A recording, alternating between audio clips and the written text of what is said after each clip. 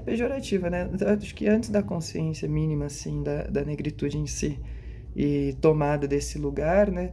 Ainda existe muito uma brincadeira numa ingenuidade, assim, né? Porque é isso, é estrutural, né? Porque, sei lá, eu não brinco com os meus amigos e minhas amigas, as pessoas com que eu conheço que são pretas, colocando em tom pejorativo a negritude delas de qualquer forma, assim, né? Tipo, ou qualquer outra coisa, né? Ou gênero ou algo do tipo, porque não faz sentido, assim, né?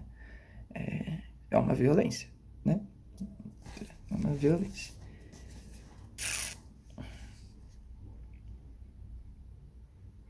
Uma senhora branca acompanhada de sua filha entra no caixa eletrônico de um banco à noite, onde encontra uma mulher branca fazendo suas operações financeiras. A senhora, dirigindo-se à que já estava dentro, alerta: Minha filha, tome cuidado quando sair, pois tem um negrão ali fora acompanhando de uma menina. Acho que é um assaltante. A segunda mulher lhe responde: Minha senhora, esse negrão assaltante é meu marido que me espera com minha filha. Bom, essa situação é muito louca, né? Esse travamento no corpo, por exemplo, né? Tá vindo um moleque branco correndo, tem uma reação. Tá vindo um moleque preto correndo, o bagulho dá o corpo uma travada. Isso é uma coisa que a Catiúcia até fala, né? E é esse nosso tipo de reação, né? O segurança vai falar que ele não é racista, assim, mas ele vai seguir a gente dentro do shopping, vai seguir a gente no mercado, vai seguir a gente na loja. Tipo, por mais que você fale assim, mano, você tá me seguindo porque eu sou preto, tá ligado? E a gente sabe disso, porque a gente conversa sobre isso, porque tem estudos sobre isso, porque isso não é alucinação, isso não acontece só no nosso país, isso acontece em diversos países que foram colonizados, assim, e tem uma forte presença da branquitude lá, né? Tipo, a gente tem plena noção dessas coisas que acontecem. Aí mesmo assim, mesmo tipo definindo o lugar cultural, né, definindo o local da onde está se falando, o local da onde está se vivendo, ainda é colocado neste lugar de tipo, oh, não, mas não é bem assim, veja bem, né, que até o Kabengele citou aqui um pouco atrás. Não é um lugar que é afirmado, assim, por mais que você fale, mano, eu não vou nem fazer queixa, tá ligado, contra você, mas é isso, você tá sendo racista. E embora seja crime, né, seja um crime, já faz uma cota já que é crime, né, não é um lugar, não é um lugar. Não é um lugar que se afirme que se reconhece, assim, não é um lugar, simplesmente não é. E um pouco do não reconhecer é justamente porque eu boto fé assim que é isso, né? Não fala. Não tá na gramática comum, né? Não tá na linguagem comum a gente tratar as questões raciais, né? Que é justamente esse apagamento que se sofre, esse lugar, tipo, não, nosso país não é racista, então, tipo, a gente não é uma coisa que é do consciente comum, né? Não é uma coisa compartilhada, né? Essa consciência histórica, ela não existe, essa memória histórica, né? A gente não tem uma memória histórica de segregação por conta de apartheid, essa palavra aí que eu esqueço, apartheid. A gente tem uma segregação que é uma segregação desinstitucionalizada, né? E aí é um lugar mais doido. Mais doido eu não sei, né? Mas é isso, é um lugar doido também. Dizer negrão é uma negação da condição integral da pessoa. Aquele ser não é uma pessoa, é um negrão ou uma negona. Essa terminologia foi inferiorizada pelos próprios negros que, em tom de brincadeira, se chamam por esses vocábulos. Por seu lado, os brancos não se referem a si por brancão ou brancona, apesar da consciência da branquitude como patrimônio social repleto de vantagens que a negritude não oferece numa sociedade racista. Então é isso, a sociedade racista ela vai ter as pessoas negras, que são as pessoas que são racializadas, em um lugar diferente, né? Sobretudo aqui no Brasil, né? Onde os asiáticos também foram incentivados aí pela imigração que rolou aí, né? Que a gente tem pelo menos aí 100 anos, né? Pelo menos da metade do século XIX para metade do século XX, pelo menos assim, né? A população branca do Brasil mais do que triplica, assim, né? Mais do que triplica, sobretudo aí no final dos anos 80 aí do século XIX até meados aí do século XX, a gente tem uma população que é uma população mestiça, assim, né? População negra, né? Porque é não branco para branco, né? Puro branco colonizador é negro, assim, né? Então, tipo, todo mundo que era mistura com índio, mistura do preto com índio, mistura de preto com branco, mistura de preto com alguma coisa, mistura de índio com alguma coisa, não era necessariamente branco, né? A gente tinha as pessoas que eram assassinadas, alguns filhos que já eram escravizados, alguns filhos que eram mortos.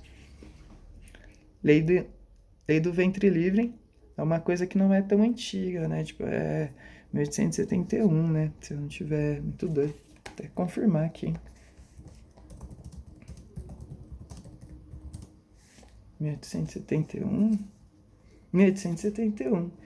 Então é uma coisa que não é muito antiga, assim, né, de fato, assim, Então, o que que era esse mestiço aí, né, de fato, assim, né? Era negro, né, mas não tem muito o que pensar, assim, sobre isso. E até porque a gente ainda tá falando de antes da abolição, né, onde era fruto até então, né, foram mais de 350 anos. Até ali já tinha sido mais de 350 e mais de 300 anos com certeza de muitos estupros, né, muita violência de homens brancos com mulheres não brancas, né. Então, tirando já que já aconteceu com as mulheres brancas, né? Mas aí é isso, né? Que era legítimo ainda esse lugar.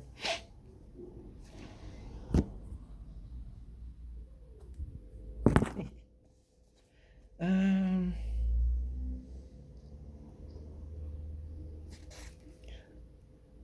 Elie Wiesel, judeu vencedor do Prêmio Nobel da Paz em 86. O Carrasco mata sempre duas vezes, a segunda pelo silêncio.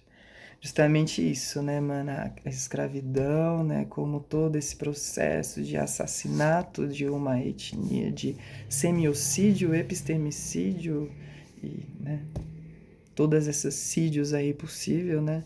Além do genocídio, além todos esses sídios que a gente tem, eles não são necessários assim, né?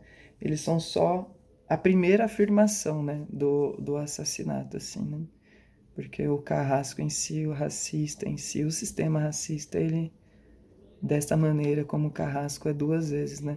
Então esse apagamento e a invisibilização, tanto ela no contexto material antigo quanto ela no contexto material atual, a resistência que acontece, né, para a inclusão da cultura negra, da epistemologia negra, da espiritualidade negra, negra não, preta, né, que foi enegrecida, todas essas coisas, essa resistência como características dessa morte, né, pela segunda vez, assim, né, essa morte que é a diferença lá que a galera da decolonialidade vai colocar bastante, né? Catherine Walsh, o, o Quijano, o Aníbal Quijano, ah, enfim, mais algumas pessoas aí vão colocar justamente essa diferença, né? Catherine Walsh, sobretudo, coloca essa diferença entre o colonialismo e a colonialidade, né?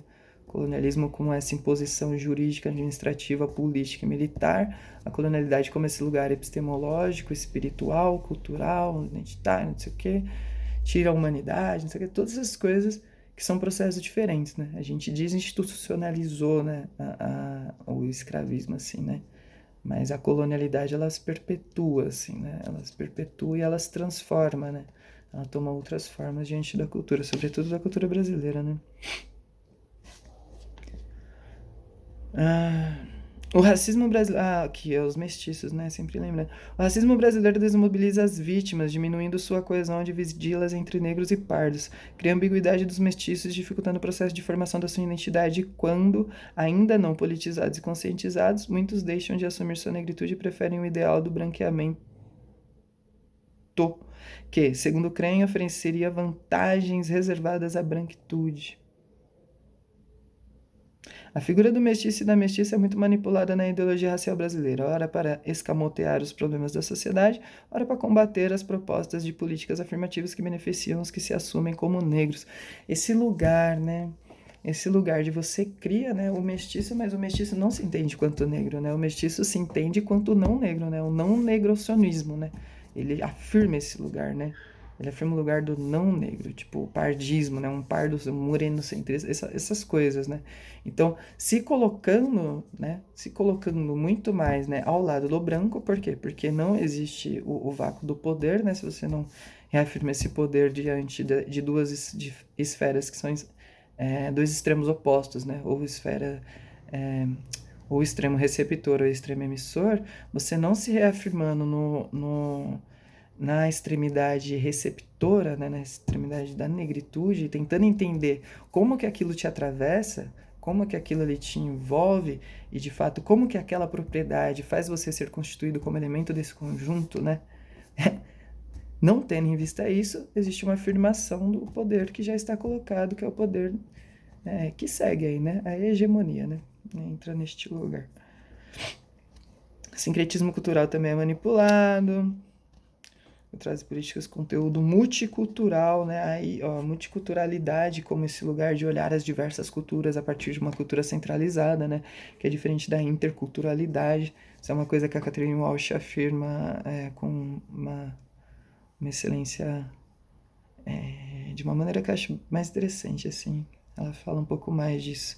Mas é isso, a multiculturalidade, como olhar diversas culturas, né? E aí a gente, vamos aqui olhar todas as culturas, muito legal, olha aqui, isso daqui é mitologia, isso daqui é mito, isso aqui é fantasia, isso aqui é história que contava, isso aqui é não sei o quê. E a nossa é a verdadeira, a nossa é a universal, a nossa é a única. Então, não deixando de fato a interculturalidade acontecer, né? Que é esse envolvimento, né? De fato, as culturas não se misturam, elas não dividem o mesmo espaço. Então, como que os valores, como que os afetos se misturam nesse mesmo espaço, né? Como eles se dão em lugar onde existe é, uma descentralização, né? De qual é a narrativa, né? Qual é a narrativa? Qual é o modelo central, né? Qual é o modelo? Qual é o padrão? Você descentralizar o padrão, né? Você desuniversalizar, né? Pluriversalizar, né? Pluriversalizar o padrão. Aí o negócio fica muito mais doido, né? Sai da multiculturalidade e entra na interculturalidade.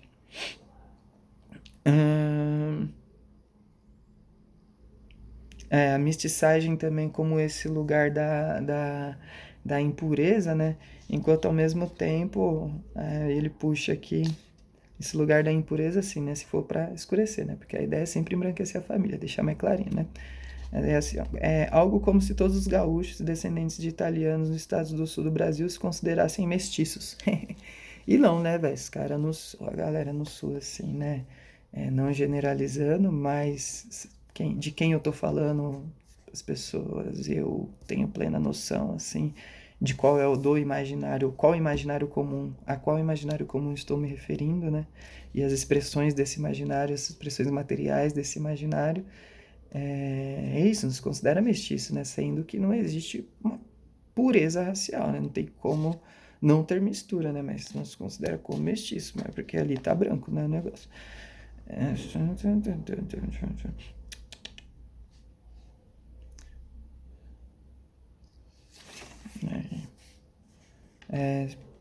As violências como esse lugar, né? Existe uma dificuldade grande de identificar quem é negro, quem é branco, quanto à identidade de si, quanto à subjetividade e tal, tomar a consciência negra esses lugares. Por outro lado, né, o poder, né, do Estado, né, o exercício do poder do Estado, ele identifica muito bem, né, quem é negro. Tipo, a polícia sabe quem é negro, tá ligado?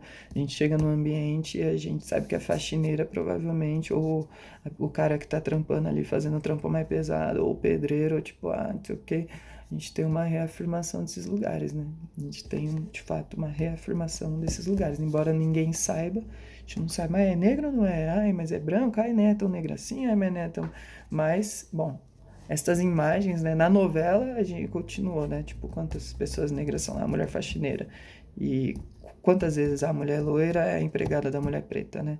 Quantas vezes é o cara branco que é o bandidão e o cara pretão é o principal galã da novela, né?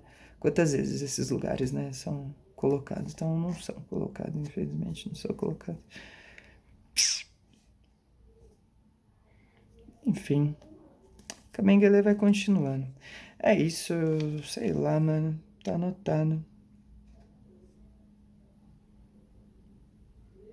Tá anotado. Esse é o texto As Ambiguidades do Racismo Brasileiro, do Kamengele Munanga. Muito bom.